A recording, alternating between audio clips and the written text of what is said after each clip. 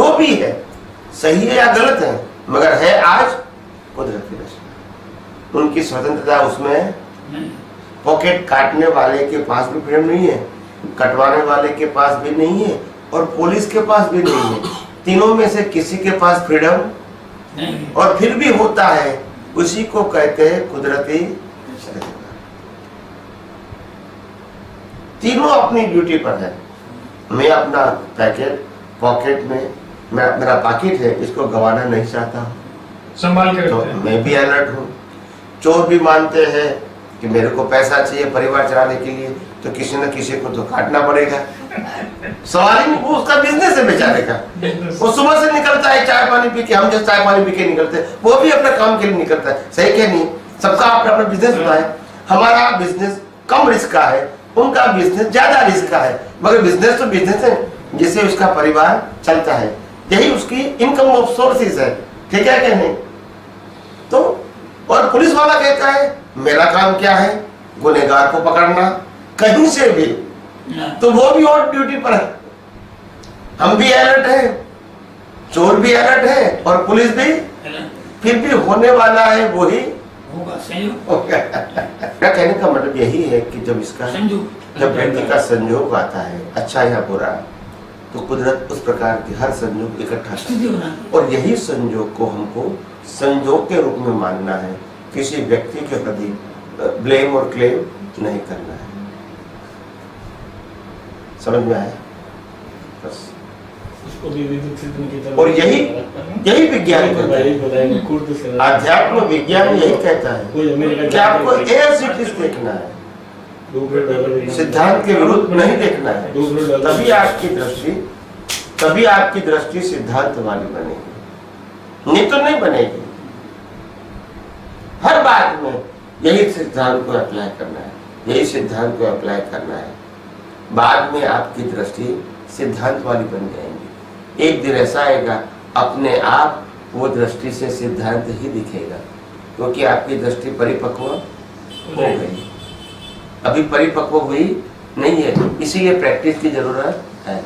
Yes, तो मैं यही कहना चाहता हूं, बार बार सेट करो। वितराग ऐसे वितराग नहीं बनते हैं, हजारों लाखों बार, लास्ट 3, 4, 5, 10 होता है। हर व्यक्तियों का अकर्ता और निर्दोष देखते हैं, मालिकी भाव से मुक्त रहते हैं, कर्ता भाव से मुक्त रहते हैं, और वो प्रैक्टिस करते रहते हैं। इसमें भी गलती हो जाती है, कर्म बन जाते हैं, मुक्ता आ जाती है, फिर प्रैक्टिस चालू करेंगे, फिर गलती होगी, फिर गलती को सुधारेंगे। ऐसे करके एक दिन परफेक्ट हो जाएंगे।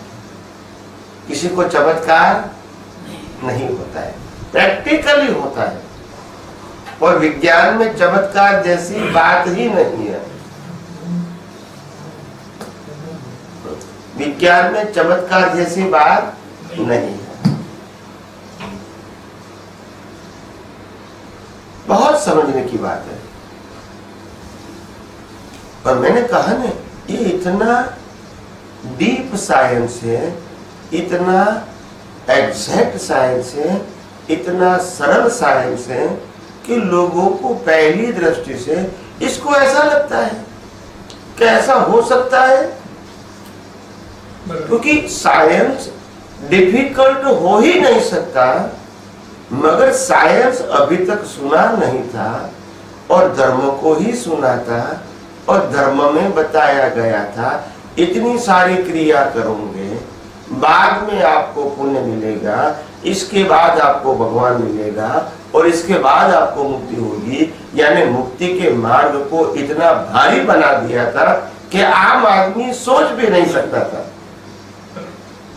क्रमिक मार्ग में तो यही बताया गया है, तो उसी से मोक्ष तो उससे भी होता ही है। नहीं, मोक्ष देखो, मुक्ति बिना विज्ञान समझे नहीं होती है, चाहे क्रम है चाहे अक्रम। ये दुनिया का सनातन सत्य।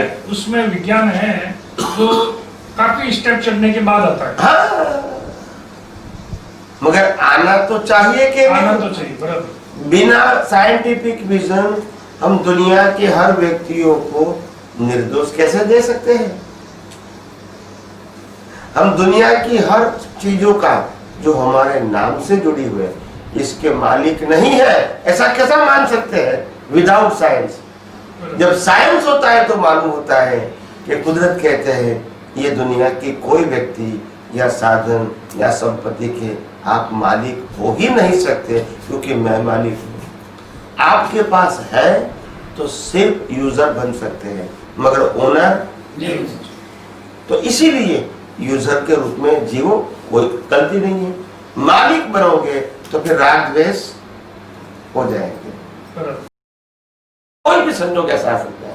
यानी जो कुछ प्रयास करने के बाद भी जो होता है, इनको विदाउट क्लेम एंड ब्लेम स्वीकार करना, और यही हमारा उदय करना है, यही हमारा कर्म फल है।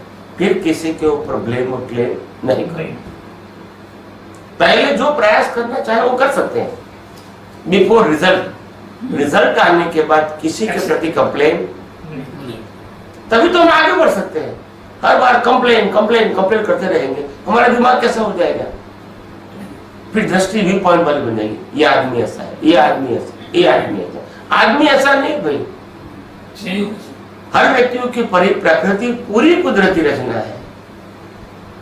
जो भी है सही है या गलत है, मगर है आज कुदरती रचना। उनकी स्वतंत्रता उसमें पॉकेट काटने वाले के पास भी फ्रीडम नहीं है, कटवाने वाले के पास भी नहीं है, और पुलिस के पास भी नहीं है। तीनों में से किसी के पास फ्रीडम नहीं, और फिर भी होता है, उसी को कहते हैं कुदरती रचना। तीनों अपनी ड्यूटी पर है। मैं अपना पॉकेट में मेरा पॉकेट है, इसको गंवाना नहीं चाहता, संभाल के तो मैं भी अलर्ट हूँ। चोर भी मानते हैं कि मेरे को पैसा चाहिए परिवार चलाने के लिए, तो किसी न किसी को तो काटना पड़ेगा। सवाल ही नहीं, वो उसका बिजनेस है बेचारे का। वो सुबह से निकलता है चाय पानी पी के, हम जब चाय पानी पी के निकलते हैं, वो भी अपने काम के लिए निकलता है। सही क्या नहीं? सबका अपना अपना बिजनेस होता है। हमारा बिजनेस कम रिस्क का है, उनका बिजनेस ज्यादा रिस्क का है, मगर बिजनेस तो बिजनेस है, जिससे उसका परिवार चलता है, यही उसकी इनकम ऑफ सोर्सेज है। ठीक है क्या नहीं?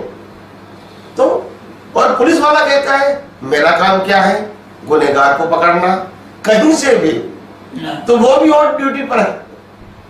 हम भी अलर्ट है, चोर भी अलर्ट है, और पुलिस भी, फिर भी होने वाला है वही होगा। क्या कहने का मतलब यही है कि जब व्यक्ति का संयोग आता है, अच्छा या बुरा, तो कुदरत उस प्रकार के हर संयोग इकट्ठा करती है, और यही संयोग को हमको संयोग के रूप में मानना है। किसी व्यक्ति के प्रति ब्लेम और क्लेम नहीं करना है। समझ में आया? बस। और यही विज्ञान कहता है, अध्यात्म विज्ञान यही कहता है कि आपको एज इट इज देखना है, सिद्धांत के विरुद्ध नहीं देखना है। तभी आपकी दृष्टि सिद्धांत वाली बनेगी, नहीं तो नहीं बनेगी। हर बात में यही सिद्धांत को अप्लाई करना है, यही सिद्धांत को अप्लाई करना है। बाद में आपकी दृष्टि सिद्धांत वाली बन जाएंगी। एक दिन ऐसा आएगा अपने आप वो दृष्टि से सिद्धांत ही दिखेगा, क्योंकि आपकी दृष्टि परिपक्व हो गई। अभी परिपक्व हुई नहीं है, इसीलिए प्रैक्टिस की जरूरत है। यस।